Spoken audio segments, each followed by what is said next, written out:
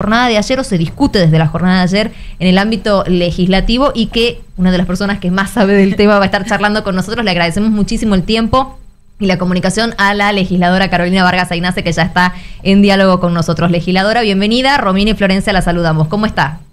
Muchas gracias, Romy. Hola, Florencia, ¿cómo estás? Un gusto saludarlas. ¿Me escuchan bien ustedes? Sí, perfecto, perfecto. Ah, bueno. Gracias. Lo que decían dejarlo y el gabinete así como el programa de ustedes, sin anestesia. ¿Te gusta o no te gusta lo que te dicen? Pero te lo dicen. Es así. Es que esto es muy valorable. Es que esto es importante, legisladora, porque también se cuestiona mucho al político, ¿no? Decir, che, el político está ahí y ¿qué onda? ¿Por qué no responde al pueblo? Entonces, de pronto, que sean temas delicados muchas veces, es muy bueno que el político que sea del partido que sea salga, hable y responda al ciudadano y dé respuestas, porque al fin y al cabo es así, ¿no? Es el ciudadano el que los pone en el lugar que están, entonces quieren esa respuesta. Entonces, que haya un feedback y que la prensa sea el canal de comunicación entre la gente y ustedes, nos parece que es un gran avance. Claro que sí, muy atinado también un poco con el tema que nos convoca para esta charla, porque les cuento, y ya lo saben ustedes, pero le contemos a la audiencia, nosotros hicimos una encuesta ciudadana desde el Poder Legislativo, que le pedimos a Miguel Acevedo, el presidente de la legislatura, que nos dé esta posibilidad de tener datos, de tener algo concreto, de tener evidencia sobre la cual trabajar, porque hablaban ustedes el descrédito del periodismo, pero también es el descrédito de las instituciones, ¿no? De la legislatura, de la justicia, de diferentes instituciones que son instituciones de la democracia. Y ustedes saben que fuimos a preguntarle a los tucumanos cuánto creen que conocen de las leyes de Tucumán, y hubo un 66% de los tucumanos que contestaron que no conocen las leyes de Tucumán, y hubo un 33% que dijo que cree que las conoce, pero que cuando tuvo que mencionar las más importantes se mezclaron leyes provinciales con leyes nacionales, no había mucha claridad, aunque sí la certeza de saber que los tucumanos que creen que conocen las leyes mencionan aquellas leyes que son las leyes que regulan la conducta más en la vida cotidiana, ¿no? Las leyes laborales, las leyes de tránsito, leyes que tienen que ver con la garantía de algunos derechos, leyes que previenen la violencia contra la mujer, por ejemplo. Entonces nosotros, con esos datos, lo que tenemos que no son buenos, que son datos que nos ponen en jaque tanto a las instituciones, pero también a los ciudadanos, porque los ciudadanos pueden desacreditar las instituciones, pero cuando le vamos a preguntar si conocen el rol de la legislatura, más del 60% contesta que no saben qué se hace en la legislatura. Entonces, lo que nosotros entendemos es que es nuestra obligación, como uno de los poderes del Estado, darle a la gente claridad, primero sobre las leyes. Es decir, nosotros hoy tenemos en la provincia vigentes 4.600 leyes, a pesar de que en el boletín oficial las últimas leyes publicadas más o menos van numerándose en la ley 9.800.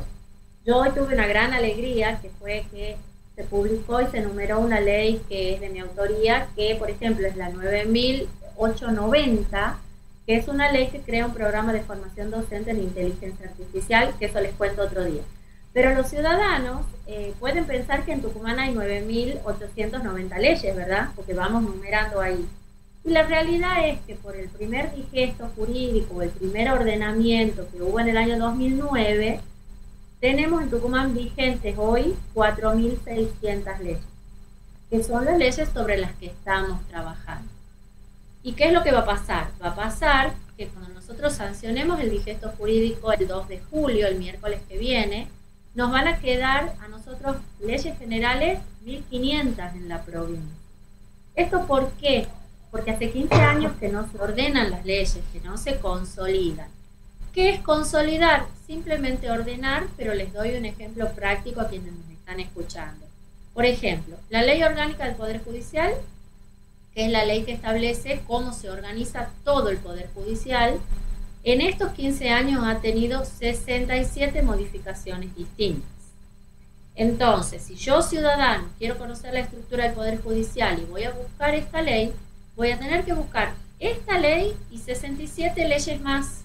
Cada una de esas leyes modifican el artículo 5º, párrafo 2, primera parte del inciso D, por ejemplo. Claro. Entonces yo tengo que ponerme en un ejercicio de interpretación y así cada una de estas leyes. Entonces lo que vamos a hacer ahora es ordenar esa ley para que quede un solo texto con las modificaciones ya incorporadas y vamos a declarar la caducidad de esas 67 leyes que la modificaron, porque lo que modificaron ya está dentro del articulado de la ley. O sea, Bien. legisladora, para llevar claridad, nosotros tenemos casi 5.000 leyes actualmente y con todo el tratamiento que se está haciendo, todas las modificaciones que se hicieron en base dentro de esas 4.900 van a quedar resumidas ya con sus modificaciones, o sea, la parte final de la ley. Como Se resumen. La resumen directamente.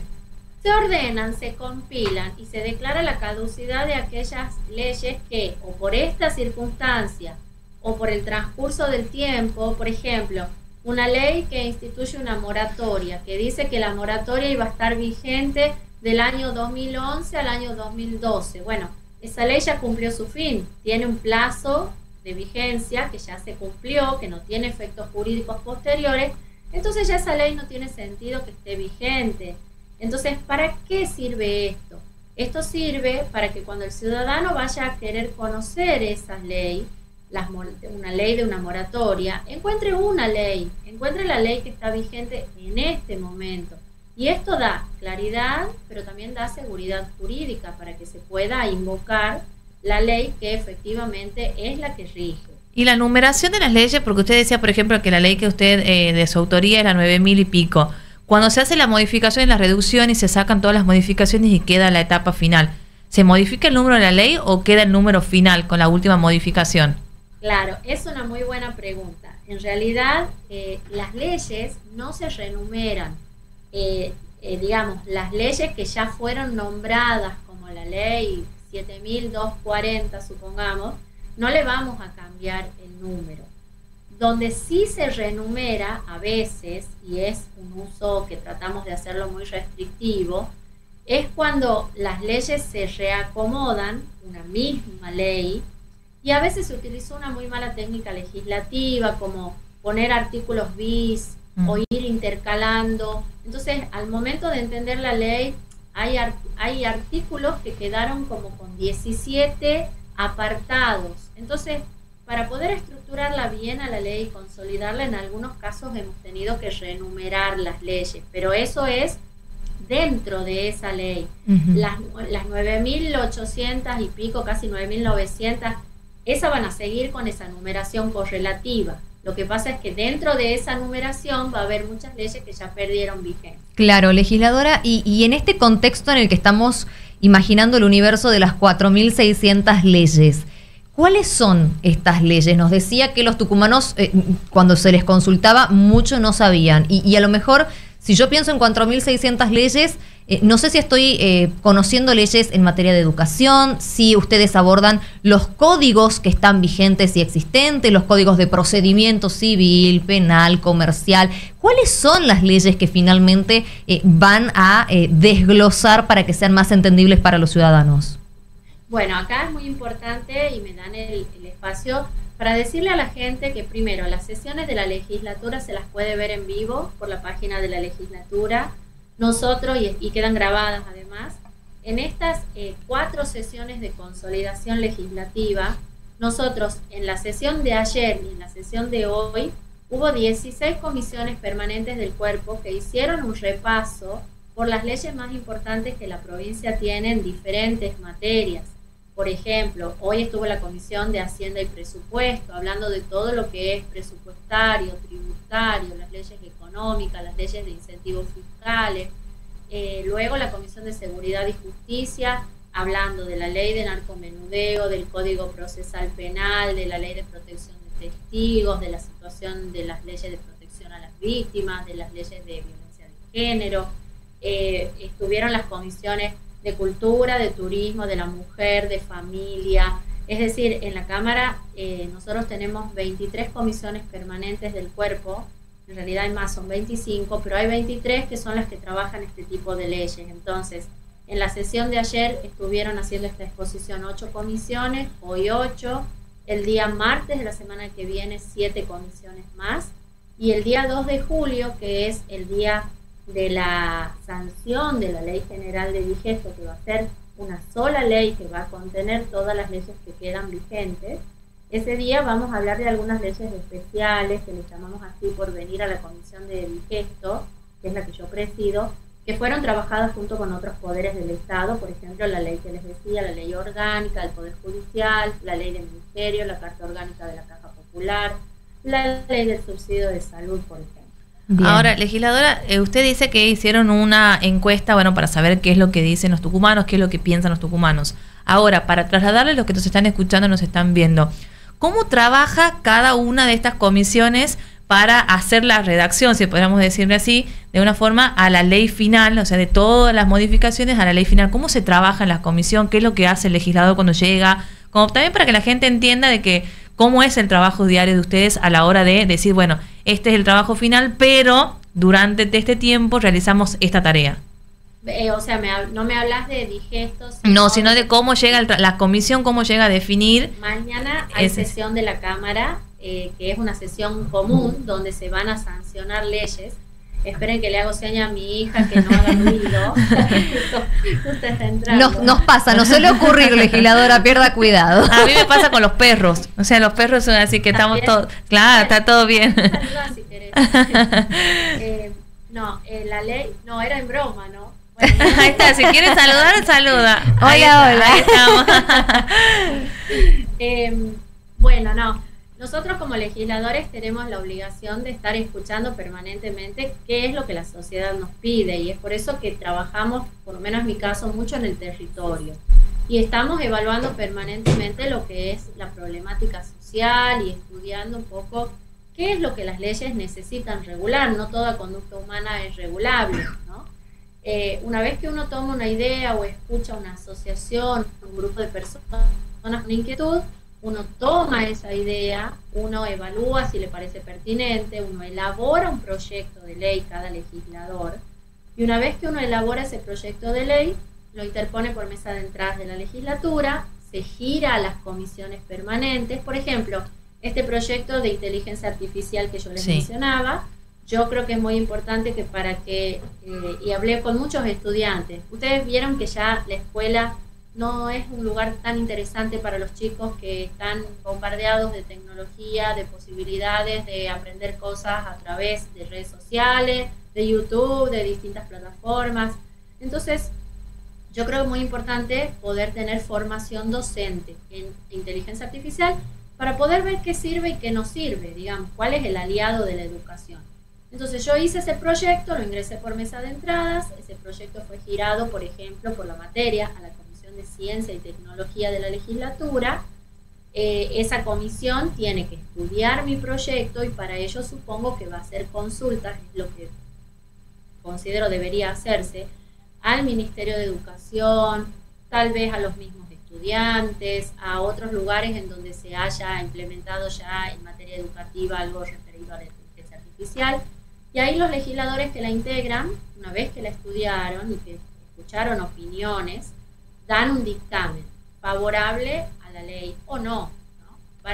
Si la ley no les parece, en realidad en general no dictaminan negativamente, directamente la ley no sale de la comisión. Supongamos que les guste la ley, hagan un dictamen favorable a la ley. Ese dictamen va a pasar a la Comisión de Labor Parlamentaria, donde están todos los presidentes de bloque, y se va a proponer que ese proyecto vaya a la sesión de la legislatura. En la sesión se debate con todos los legisladores y si obtiene mayoría el proyecto va a ser sancionado y se va a comunicar al Poder Ejecutivo. Y les cuento algo, junto al presidente de la Cámara, el año pasado, nosotros trabajamos mucho con la comunidad de videojuegos de Tucumán. No sé si han tenido oportunidad de charlar con ellos. Es un grupo súper talentoso de gente formada en Tucumán, en la Escuela de Cine, en la Facultad de Exactas. Son muy autodidactas porque hasta el momento no hay una carrera específica de videojuegos, pero ellos están elaborando un videojuego de la legislatura que va a ser apto para celulares y para computadoras y que lo vamos a usar para enseñar el proceso de sanción de una ley. Ya lo tienen que terminar, va el aviso por acá para Qué interesante. Lo vamos a estar espiando, pero mientras tanto nos toca a nosotros los comunicadores también flexibilizar un poco o exponer más bien el trabajo que se lleva a cabo desde la legislatura. Nos acaba de comentar cuál es el proceso o el procedimiento que lleva adelante un legislador para, bueno, poner en marcha, traccionar para que se avance en cuanto a una normativa, en cuanto a una ley. Habiéndonos contado esto, pero también pensando en el digesto y en esta discusión tan fundamental que se está llevando a cabo en la legislatura, ¿considera que hace falta mejorar los mecanismos o los modos de llegar a ese ciudadano, a ese oyente, a esa audiencia, para que estén más en contacto con las leyes, para que conozcan más sus derechos, para que los asimilen, los incorporen? ¿Qué está faltando en ese recorrido entre la institución legislativa y quienes están del otro lado? Mira, la verdad que es muy bueno para poder reflexionar. Yo no creo tener la respuesta para esa pregunta, es bien compleja. Yo creo que tenemos que pensarlo en un marco todavía más amplio, y es que es lo que nos está pasando a los ciudadanos con el Estado, con las instituciones, con la representatividad. ¿Por qué se ha generado esta brecha tan grande de credibilidad, ¿no?, entre nosotros, entre quienes los tenemos que representar y los ciudadanos, ya sea en la legislatura provincial, como puede suceder, no sé, en un club, en un centro vecinal, en el propio Estado? También tenemos un gobierno nacional, esta es una opinión muy personal, pero hay un gobierno nacional desde donde se fomenta el antiestado, donde dice el presidente, dice yo soy el topo que desde adentro viene a destruir el Estado, y yo es algo que no lo comparto. Obviamente es perfectible, yo creo en el rol del Estado como un igualador de oportunidades, porque no es lo mismo nacer en Barrio Norte, en el seno de una familia constituida que tiene trabajo y las necesidades básicas cubiertas, que nacer en cualquiera de nuestros barrios más vulnerables con situaciones tremendas que vive la gente, y ahí sí tiene que estar la mano del Estado. Yo sí creo que las instituciones tenemos que mejorar, tenemos que volver a representar a los ciudadanos, tenemos que dar el ejemplo, acortar esas brechas que existen, dar participación. Creo que en esto, con el presidente de la legislatura, con Miguel Acevedo, estamos en un camino de tratar de hacer una legislatura más cercana, más abierta, que le sirva a la gente, porque ahora las leyes las estamos ordenando, pero después con esas leyes vamos a salir a los barrios a decirle, bueno, a ver, ¿te sirve esta ley?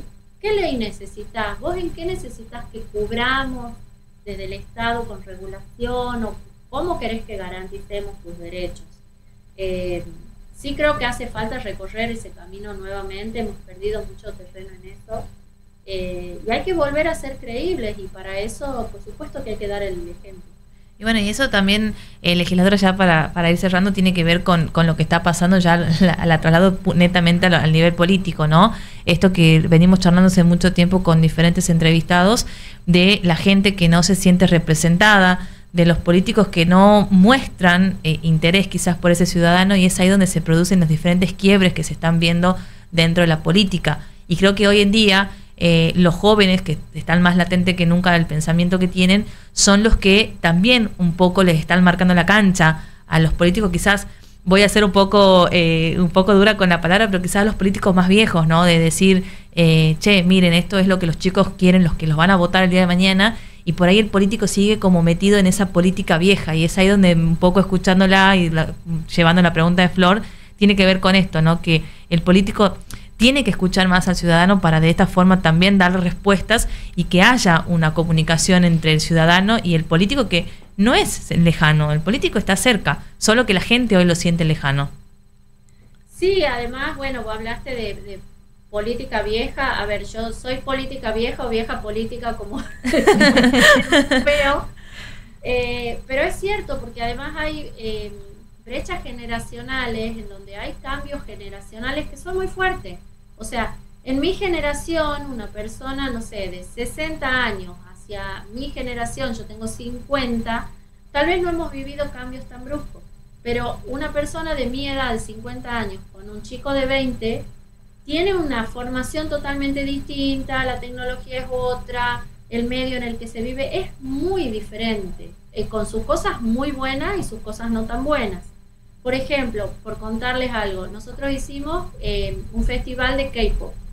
O sea, vinieron los chicos que les gusta hacer K-pop y nosotros dijimos, desde Miguel Acevedo fue muy receptivo con esto y dijimos, bueno, a ver, es una cultura que nosotros tal vez no conocemos, todo lo que tiene que ver con el K-pop y todo lo que está asociado, pero además de ser una cultura que no conocemos y es un interés que tal vez nosotros no conocemos, pero detrás de eso hay un montón de gente que quiere vivir de eso, que vende su merchandising, que quería organizar para visibilizar la actividad, hubo concursos, y yo creo que es la forma en que el Estado también tiene que ayornarse y tiene que empezar a conocer cosas que tal vez generacionalmente para mí no son tan afines, pero sí son lo que es afín a mis hijos. O sea, todos formamos parte de una misma sociedad y pienso que ninguno vivimos en una burbuja, ¿no? Es nuestra obligación no hacerlo y poder también interpretar en esa encuesta que está dividida por franja etaria. Los que menos conocen de las leyes y del funcionamiento de la legislatura, lamentablemente, son los jóvenes entre 16 y 30 años. Jóvenes Increíble. y ya no tan jóvenes. Pero son los que más critican, Claro. que dicen que la ley... O sea, cuando uno compara, son los que más criticaron que la legislatura no hacía leyes que los representaban, pero a la vez dentro del mismo porcentaje está que no conocen las leyes y no saben qué hace la legislatura. Claro. Entonces, Se contradice. tenemos la obligación ciudadana de interesarnos. Seguro que sí. Legisladora, ha sido un placer tenerla esta tarde con nosotros, charlar de tantos temas. Muchas gracias. Y los que han quedado en el tapete, Sí. ni qué hablar, así que la comprometemos para, bueno, seguir haciéndolo en las próximas oportunidades. Un placer, hermoso el programa y sigan así nomás sin anestesia. Gracias, que tenga una buena tarde. Buenas tardes. Las palabras de la legisladora Carolina Vargas Aynace.